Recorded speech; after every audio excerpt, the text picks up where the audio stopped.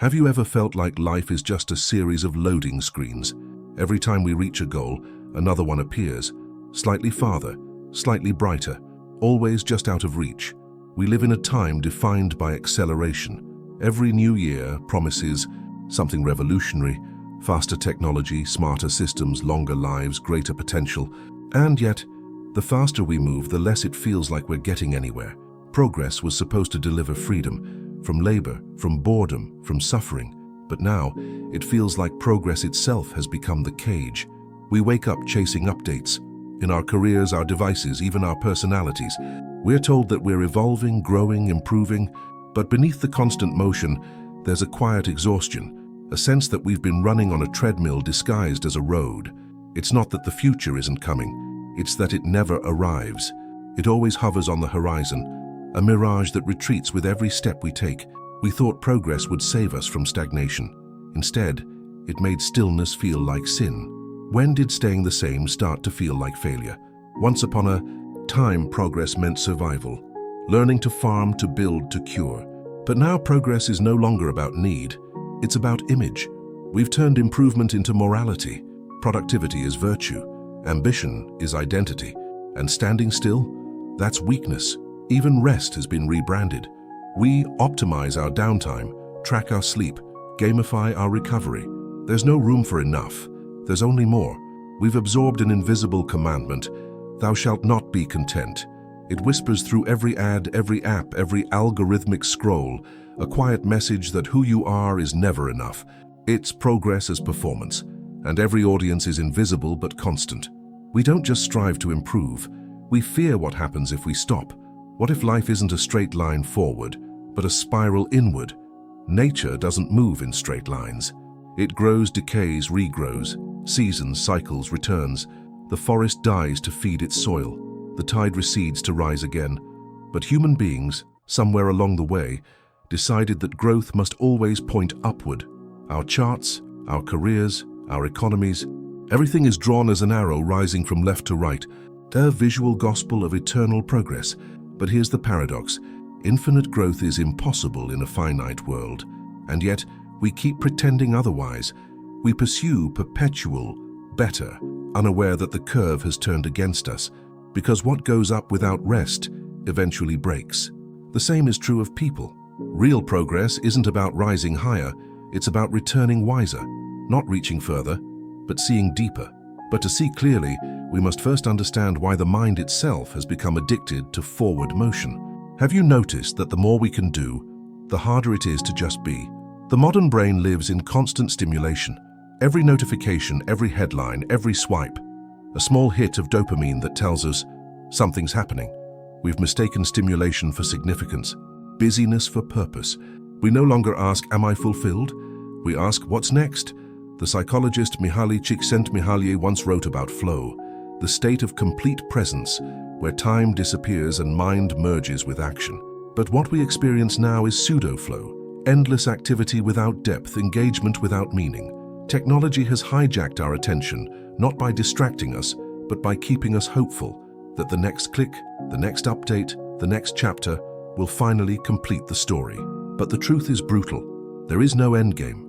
There's only maintenance and the upkeep of our digital selves, our ambitions, our sense of worth. Progress, once the mark of civilization, has become the background noise of existence. If this is what it means to be modern, to always be becoming but never being, then maybe progress isn't failing us. Maybe we've misunderstood what progress was ever supposed to mean. What if the real progress today is learning to stop moving? In a world addicted to acceleration, stillness is subversive. When you slow down, you step outside the current. And that's terrifying, because it exposes how much of our motion is momentum, not choice. But in stillness, something extraordinary happens. The illusion of a better future begins to dissolve. You see that progress isn't a finish line, but a pattern of learning, forgetting, returning. Progress without presence is just noise. Presence without progress, however, becomes wisdom. To stand still, to breathe, to choose meaning over momentum, that may be the most radical act of our age. Because maybe progress was never meant to make us better. Maybe it was meant to remind us that we already are. The age of endless becoming has left us restless, disoriented, and perpetually waiting for someday. But someday never comes, only now does. And until we learn to live here, in the moment we've been racing past, all our progress will feel strangely hollow. To understand why this happens, why the idea of more feels like purpose but delivers emptiness, we must explore the psychology of progress itself, the brain chemistry, the craving, and the illusion of control. What if progress isn't about becoming better, but about staying hooked? Every time you cross something off a to-do list, refresh a feed, or check your messages, your brain rewards you with a small chemical whisper, dopamine. It's the molecule of anticipation, not satisfaction. It doesn't say you did it, it says do it again. And in that simple loop, action, reward, repeat, lies the architecture of modern life. We've built an economy not of products or progress, but of attention. Every app, every goal-setting framework, every productivity hack is designed around that same neurochemical feedback. It's not your fault you can't stop checking. The system was designed to make you keep checking. We think we're chasing growth, but really, we're chasing the next hit of novelty, the brief spark that feels like moving forward. Progress has become gamified, and we, the players, have forgotten that the game has no end. But dopamine alone doesn't explain our exhaustion, because behind it is something deeper: belief. Why do we feel more anxious now that we have more freedom than ever before?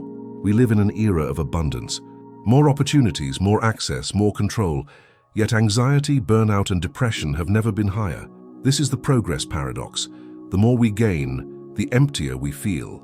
We've mistaken possibility for purpose. We have endless options, but no idea which ones matter. Psychologists call it choice overload, when freedom overwhelms rather than liberates.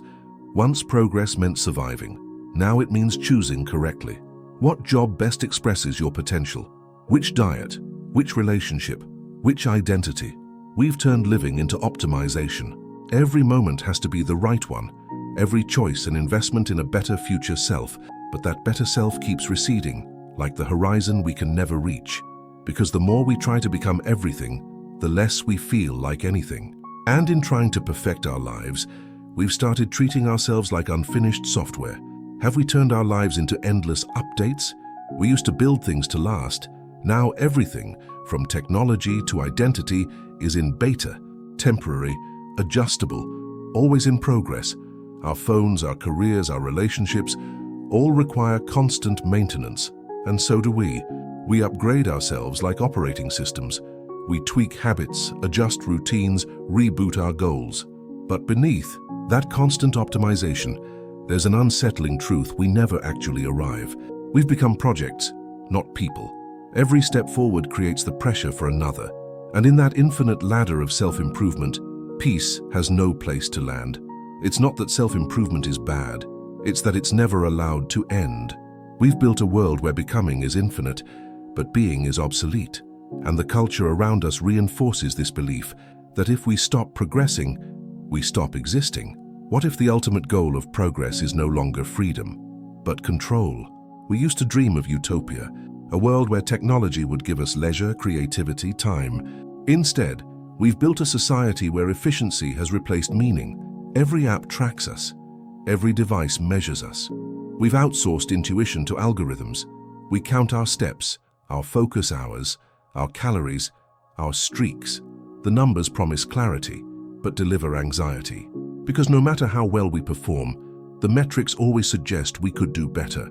We've become both the manager and the managed, the worker and the product. This is the illusion of control, that with enough data, we can finally fix ourselves. But the self isn't a machine to optimize, it's a mystery to live with, and in trying to master it, we lose touch with the very qualities that make us human: curiosity, wonder, surrender. We've made progress a mirror that reflects our insecurities, not our potential. So if progress feels hollow, maybe it's because it was never designed for peace. It was designed for movement. What if we don't crave progress because we want to grow, but because we're afraid to stop? Progress gives us direction, and direction gives us comfort. As long as we're moving, we can postpone the harder questions. Why am I doing this? Where am I going? Would I still matter if I stopped? We chase better because enough feels like death, but progress is not peace. It's distraction disguised as destiny, a constant forward lean that keeps us from noticing the ground beneath our feet. When the ancients spoke of enlightenment, they meant awakening, the ability to see clearly what already is. But our modern enlightenment is perpetual improvement, a sleepwalk toward the next upgrade. And so we run, not because we're lost, but because we're afraid to stand still long enough to see that we never were. The psychology of more isn't rooted in ambition. It's rooted in fear, the fear of being ordinary, of missing out, of being left behind. Progress has become our collective ritual against mortality, our way of pretending we're evolving faster than time itself. But time doesn't care how fast we move. It only asks that we live. To understand why this illusion runs so deep, we have to look backward, to the story humanity has told itself for centuries. Because the myth of a better future didn't begin with technology. It began with an idea that salvation in any form lies somewhere ahead. What if the story of progress isn't new, but an ancient faith dressed in modern language? Centuries ago, humanity looked to the heavens for meaning. Then came the Enlightenment, a revolution not just of science but of spirit. We replaced divine salvation with rational progress. We no longer prayed for paradise, we planned for it. This shift was profound. The universe was no longer a mystery to be worshipped, but a machine to be improved. We became our own gods, creators of comfort, conquerors of chaos, and for a while it worked. Science cured diseases, industry fed nations, technology connected the world. The Enlightenment dream seemed unstoppable. The future would be better because it had to be. But in that optimism, something sacred was lost. We stopped asking why we wanted progress and only asked how to get more of it. We turned wonder into a project plan. And when meaning became efficiency, the future became a factory. From faith to formula, humanity rewired its hope and called it progress. The machine age promised liberation, but what if it only changed the shape of our chains? The Industrial Revolution transformed not just our tools but our beliefs. We learned to measure worth in output, to equate busyness with virtue. Factories taught us the rhythm of repetition. Time became currency. Motion became identity. For the first time, humans began to live by the clock instead of the sun. Every second had value. Every delay was loss. And as machines grew faster, we did too, or at least tried to. Progress became industrial, endless, mechanical, and loud. The smoke of factories became the incense of a new religion, productivity. The philosopher Charles Taylor called this the age of instrumental reason, a time when we judge everything by its usefulness. Even people, we stopped asking, what is good? And began asking, what works? And when everything must work, nothing is allowed to simply be. But the real turning point came when progress stopped being collective and became personal. Every generation has its paradise, a vision of the perfect tomorrow. But what happens when paradise keeps changing shape? The 20th century was a battleground of utopias. Capitalism, communism, nationalism, each offered a story of salvation, a promise of a better world. Factories, revolutions, and ideologies all sold the same product: hope. We built cities to scrape the sky, rockets to escape the earth, machines to replace our limits. But the closer we came to perfection, the more fragile it became. Every utopia collapsed under its own weight, not because the dream was wrong, but because it was human. We can't engineer paradise out of fear or greed or pride. The same fire that drives innovation burns empathy if left unchecked. In the ruins of those ideologies, we found a quieter utopia, personal progress. If society couldn't save us, maybe self-improvement could. The collective dream became an individual project. The new utopia was internal, but the illusion stayed the same. The future was no longer a destination for humanity. It became a lifestyle for the self. What if arrival, that final sense of having made it, no longer exists in modern life? Once people could imagine an endpoint: religious enlightenment, political revolution, the completion of a great work. But in our age of perpetual progress, arrival feels impossible. We live in a cycle of upgrades, goals, and reinventions. The horizon keeps shifting, always a few steps ahead. Arrival in the modern sense would mean stopping, and stopping feels like failure. We've built a world where permanence is obsolete, where every achievement expires the moment it's posted, where the next thing isn't a goal but a condition of existence. This is the tragedy of modern progress. It replaced heaven with the horizon, and then cursed us to chase it forever. Philosopher Byung-Chul Han calls it the exhaustion of achievement, when constant striving erases the ability to rest. We've become pilgrims of potential, never pilgrims of peace. We once dreamed of reaching the stars, Now we can and still feel small. Maybe progress hasn't failed us. Maybe it's just too good at giving us what we ask for, and not what we need. We wanted speed and we got acceleration. We wanted abundance, we got overload. We wanted connection, we got constant access. We got everything progress promised, but not what it implied. Progress can improve life, but it can't improve meaning. It can build skyscrapers, but not purpose. It can stretch lifespans, but not the soul that fills them. We're surrounded by miracles that no one marvels at anymore. Every technology that once symbolized wonder has become invisible, just another utility of existence. And so, progress begins to feel pointless, not because it stopped working, but because it stopped feeling. We achieved the dream, but in doing so we lost the awe that made it worth dreaming. The myth of the future was never about the future at all. It was about hope, the belief that tomorrow could redeem today. But in our obsession with what's next, we've forgotten to ask the oldest question of all, what's enough? And nowhere is this illusion more alive than in the digital world, where every scroll promises a better version of yourself, and every update whispers, you're falling behind. In the next chapter, we'll explore how technology turned the illusion of progress into our daily reality. We carry the future in our pockets, but somehow it keeps slipping through our fingers. Every scroll, every refresh, every notification gives us the illusion of motion, a feeling that something new is always happening. And for a moment it feels like progress. The page moves, the world updates, the feed continues.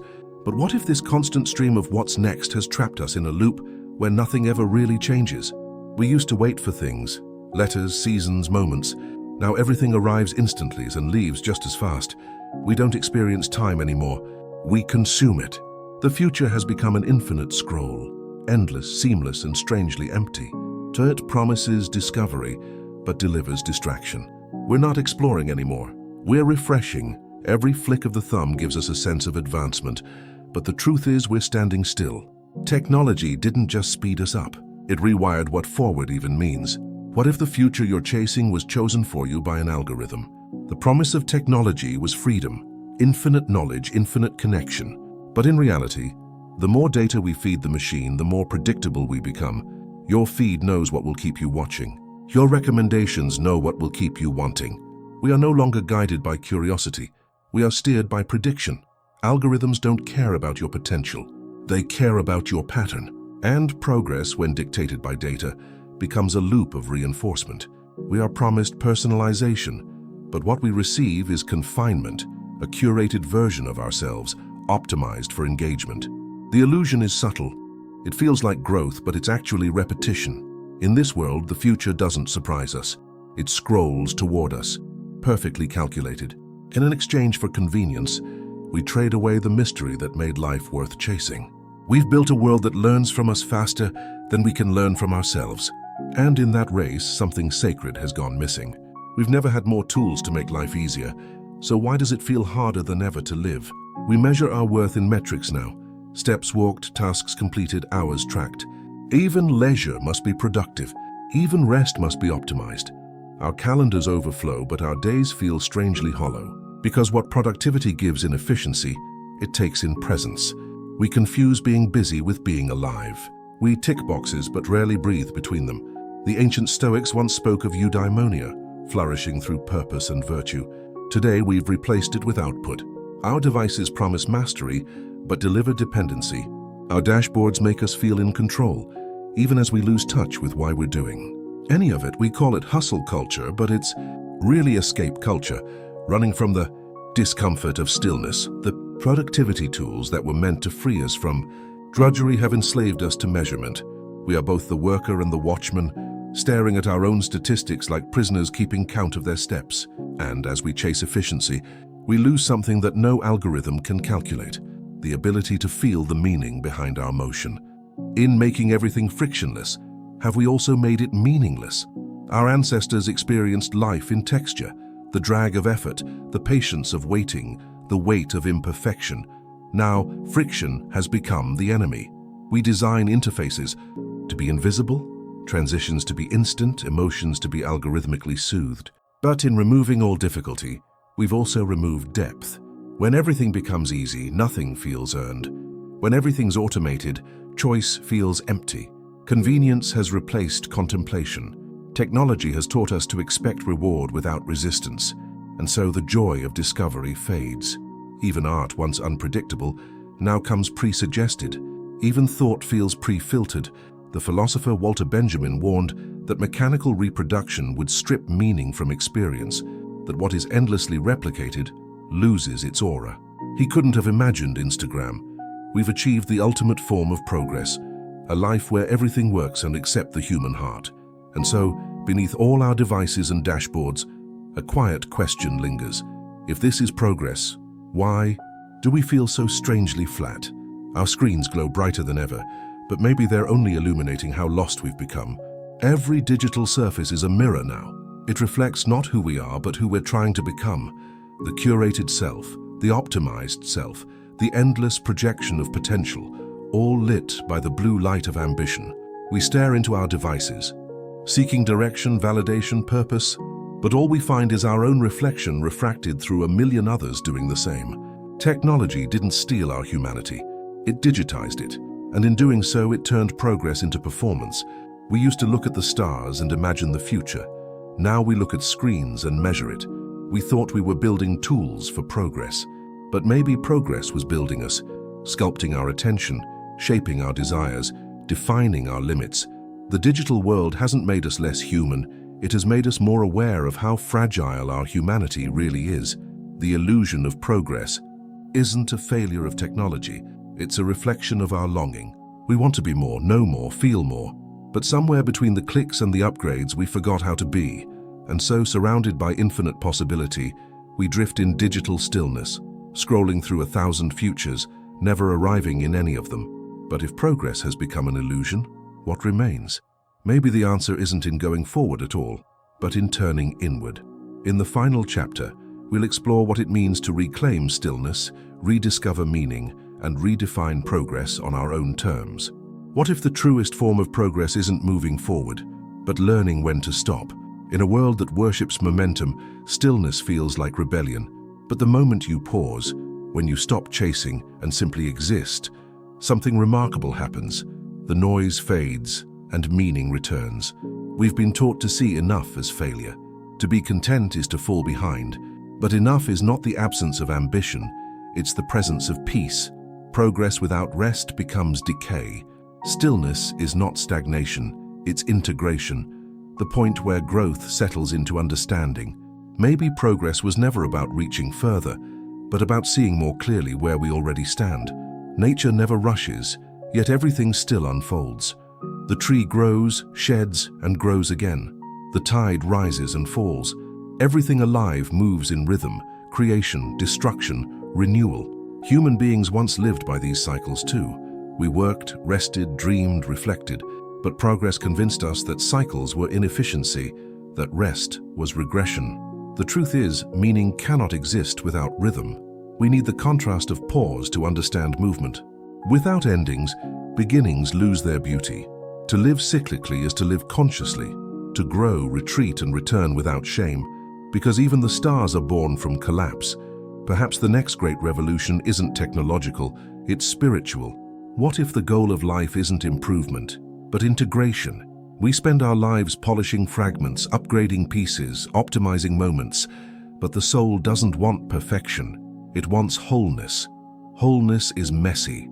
It includes doubt, fear, failure, the emotions we've been taught to outgrow.